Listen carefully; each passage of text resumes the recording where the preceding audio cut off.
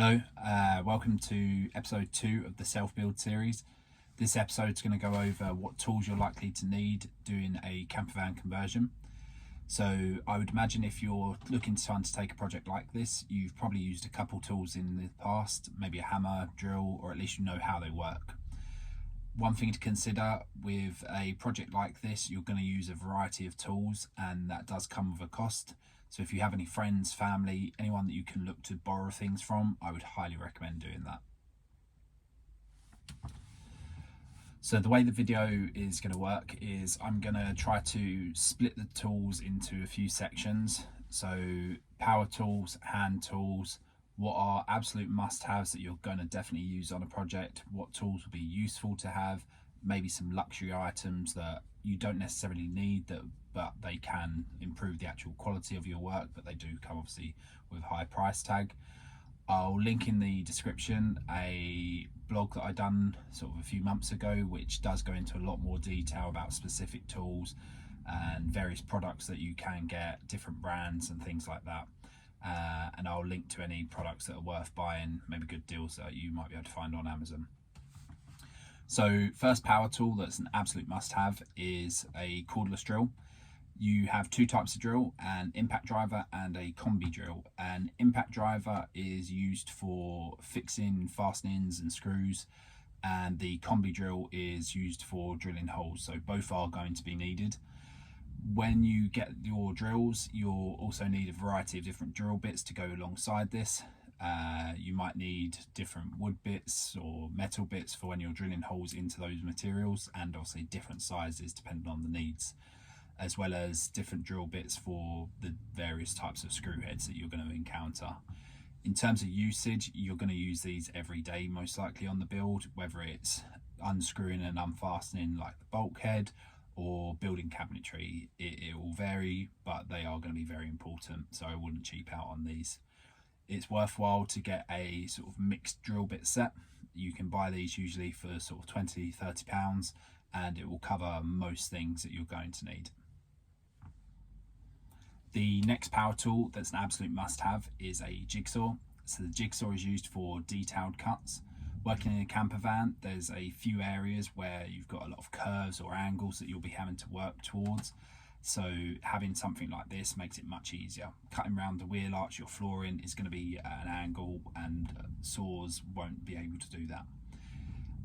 One thing with jigsaws is that you can change the blades out, so you can use a wood blade or a metal blade depending on what you're using it for. When you're installing windows, having a jigsaw so that you can do those curves is very useful, and I would definitely recommend using that.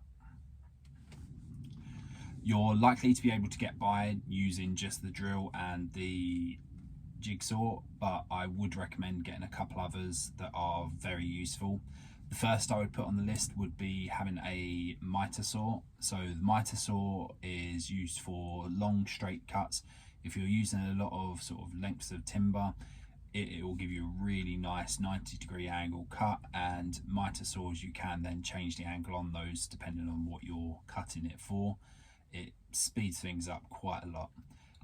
Outside of that, I would then look at getting a skill saw. If you're cutting large sheets of material, this is a much better way than using the jigsaw to get a long straight cut. The next tool I would say is very useful is a sander. If you're using a lot of wood in your van, there's going to be many different parts that you're going to have to sand back or fill and then sand afterwards. You can get away with just using the sandpaper itself and then rubbing it down with your hands, but to save yourself a lot of time and sore wrists, sore hands, I would suggest investing in a good hand sander. And then finally, an angle grinder. When you're installing the windows, the jigsaw does work, and you can use your drill to drill a pilot hole so that you can get your jigsaw blade in, but an angle grinder does do a nice straight cut, and then you use the jigsaw to then do the corners. So those four, I would suggest that it is going to be an investment, but if you can borrow them for specific jobs, or if you do have a bit more of a budget, I would splash out, because it's going to save you a lot of time and it will improve the actual product you produce. So up next in power tools would be the luxury items. These aren't essential, but they are quite useful for just upping the standard of your product quite a bit. First would be a track saw, or you might hear it called a plunge saw. The way this works is when you're cutting sheet material, there's a track that is laid out on the sheet itself, and the saw follows the line of the track and gives you a perfectly straight cut. This is a bit better than using a skill saw, especially if you're doing your own cabinetry, because if you're a slight few millimeters off, it can make a big impact on the cabinets not being square. So a track saw would be a good investment for that, but they are very expensive, sort of starting usually around £500–600. Next item would be a multi-tool. So multi-tool, if you're cutting things in really awkward to get spaces, which in a camper van is always the case, a multi-tool gives you a blade that is straight ahead. So unlike a jigsaw or anything else where you can get in at the angle, multi-tool you can just push in there and it will cut them. Again, it is expensive and it's not going to be used frequently, but it is something that will help you out in those difficult situations. Finally, in the luxury items, I would say is a router.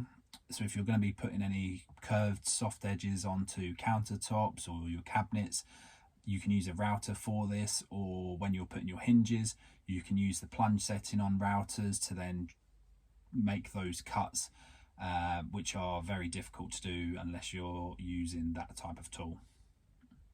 So that's the power tools. Outside of that would be then hand tools. There's quite a large list of hand tools that you're going to need. These are basic tools that you're most likely to know what they are, so I'm not going to go into much detail on them, but I will list them off now. So first is a tape measure. I would say it's useful having 2 tape measures. Get a 5 meter one and an 8 meter one. It will make your life a little bit easier having both of them. A spirit level, you're going to use that quite a lot. It's good if you can get a few different lengths, but a 4-foot level will cover most things.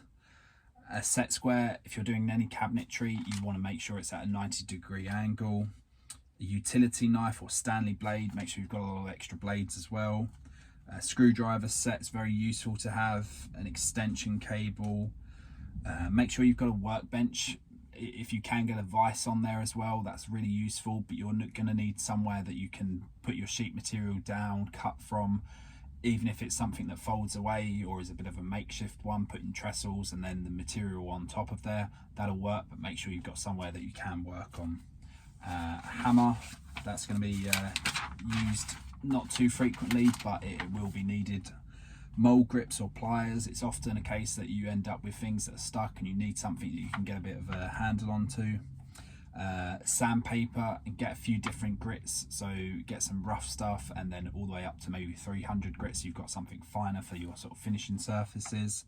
A handsaw, if you're using the power tools you might not need this, but they are always useful when you're cutting sheet material or lengths of 4x2. A cork gun, you're going to use this quite a lot, not necessarily for cork, but your adhesive tubes, they fit into them as well. So one of the hand crank ones, they're only a few pounds and they're very useful. And then finally, clamps. When you're working on your sheet material or fixing or gluing things in the van, having a few clamps that, even if they're short ones, they will be invaluable. I'd say at least have sort of 2-4 of them, the more the merrier really. Next on the list would be tools that are useful. These aren't essential, but they will make your life a little bit easier. So a set of chisels, make sure they're very sharp. You won't use these too much if you're cutting things accurately, but chisels can come in and save your day. Metal files, if you're cutting holes for your window, you're going to need to sand or file down those edges. Outside of that, you're not going to use it, so maybe this is something you can borrow. A sharp pair of scissors. If you're doing any fabric, you see at the back I've done like a carpet lining on the doors. The normal sort of scissors won't cut through those. A Stanley blade may do it, but a nice pair of sort of scissors will do the job. Lots of microfiber cloths. If you're painting or anything like that, just having things to wipe down the surfaces is always really useful. A work light. You can see in the van I've got the lights turned on at the moment, but when they're not, it does get quite dark. So it is quite useful to have a work light, especially if you're working in darkness or in the winter into the nights. A scribe or contour gauge. So this is really useful if you're doing angles around like the wheel arches or things there. It's going to be really helpful to have something that you can press onto the sort of desired shape that you're wanting to cut and then transfer that onto the material that you're then cutting with. A pair of work trestles. This is something that's really useful that you can then put down your materials onto, just so you're not working on the floor, or you can use it to then make a bit of a makeshift bench. And then finally a hacksaw. If you're not buying power tools that you're looking to use to cut the actual van metal, if you're installing windows, a hacksaw will do the job. It'll be a lot slower, but it will do the work. So the next area is for electrical items. This will depend on if you're going to do your electrics yourself or if you're looking to outsource it. But if you are going to do your own electrics, you will need a few of these items. So first off is crimps. So when you're making an electrical connection, you need to terminate or connect the terminals together, and you use a crimp to do that. Pliers are very useful when doing your electrics, and then finally a pair of snips, something to cut the cable with, and those are probably the main things you're going to then need. Useful bits that are outside of that, if you have a pair of strippers, so these basically peel back the plastic casing on the cable to expose the copper wire inside. You can do this with a Stanley blade or with your pliers, but the strips make it much quicker and much easier to do that. You could get yourself a set of insulated screwdrivers. Where you're working on the van, it's only 12 volts, so it's not high risk, but I would suggest still get yourself some insulated screwdrivers to use too. And then finally, having a multimeter or a volt tester. This can be quite useful to just see if a cable is live. Finally, safety equipment. So there's some absolute must-haves for safety equipment. A pair of gloves, very self-explanatory, but when you're handling timber and different materials, it's always worthwhile putting them on. Next would be having some safety glasses or goggles. When you're using certain power tools or cutting materials, you want to protect your eyes. You only get one set. Finally would be to have a dust mask when you're sanding, or if you're putting in loft insulation into the cavities to insulate the van. You're in a very small confined space and you want to protect your lungs. Useful items to have, so a fire extinguisher. Hopefully you never need to use it, but if you do have any kind of electrical fire or chemical fire, you want to have something that you can use to put that out. Then maybe a first aid kit. It's unlikely you're going to need it, and if you're doing a conversion at your home, you've probably got first aid equipment there, but it's worthwhile having something on the van for maybe plasters, bandages, anything like that if you do cut yourself, especially if you're using power tools. And then finally would be maybe having a pair of ear defenders. If you're using a lot of the saws or angle grinder, especially when cutting into metal, it is very noisy and it's worthwhile just to have something to protect your ears. So those are the main tools that you're going to be using when doing a van conversion. The list is endless of the different things you can bring in, but these are the main things that will cover most builds. The list that I've gone through, I'll put in the description, link to the website where I've got the blog post that does go into a bit more detail. If there's any good links I can find with special deals or anything like that, I'll link them in the description as well. And if you do have any questions or anything you want to ask, feel free to leave a comment in the section below. Thanks a lot, guys. Bye.